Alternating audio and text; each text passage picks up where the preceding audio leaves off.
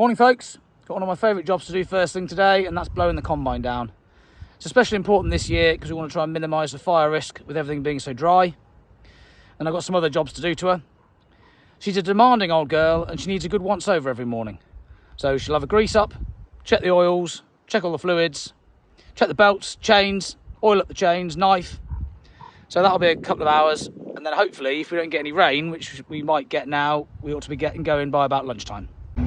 Oh, that road compressor's an absolute animal.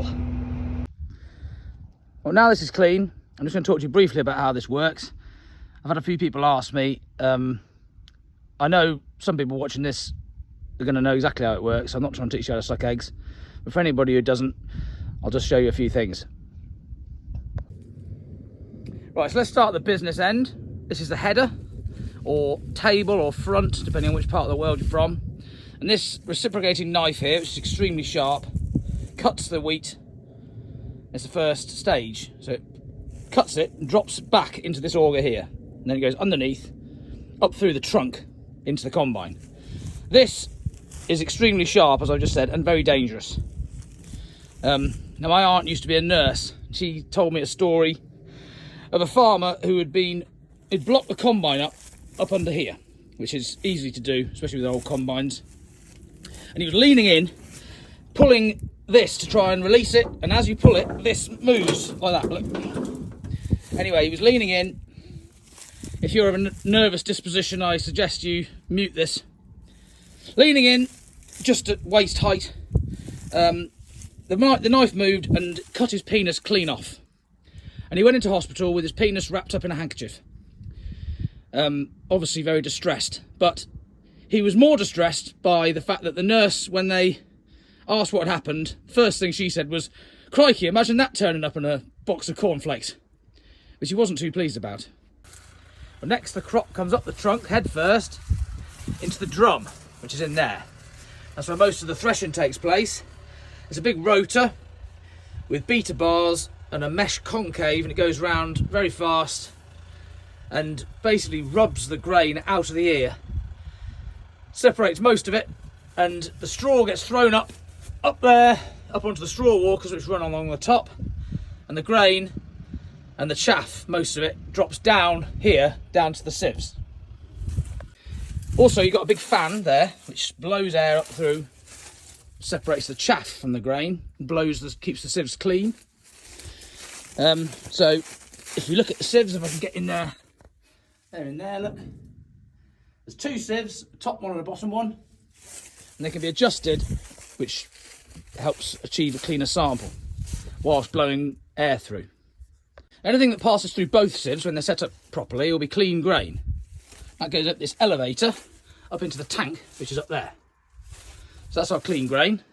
And anything that passes over the top sieve is generally supposed to be straw and heads and stuff. That just comes straight out the back of here. And anything that goes through the top sieve but doesn't go through the bottom sieve is partially threshed grain. And that goes in through the returns, which is that, which then puts it back up through and chucks it back onto the sieves for another go round. I was moaning about the quality of rags you get these days for wiping up oil and cleaning stuff in a previous video. But this is getting ridiculous now. What I have here is half a see-through silk negligee. I mean, how the hell are you supposed to wipe oil off your hands with that? There's a nasty bug going around this farm, and it's not what you might be thinking, because those students are off at the moment. It's a diesel bug, and it lives in here, in the diesel, lives off the diesel, and it excretes a rubbery substance which blocks everything up, filters and whatnot. This lorry here broke down the other day on the road. Turns out it's got a load of this in the tank. So what we've got to do is get the diesel out and try and treat it, clean the tank out. But there's a filter on the end of this pump.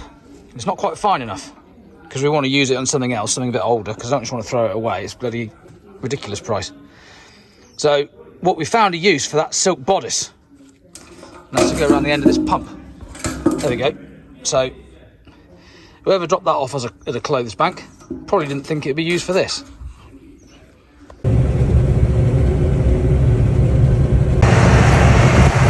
Adam's come to take over on the combine for a bit. I'm going to go and get the baler. He's used to handling these big old girls.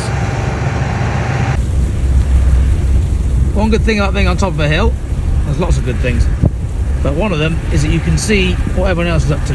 Unfortunately, over there's a lot of smoke. I hope that's nothing serious.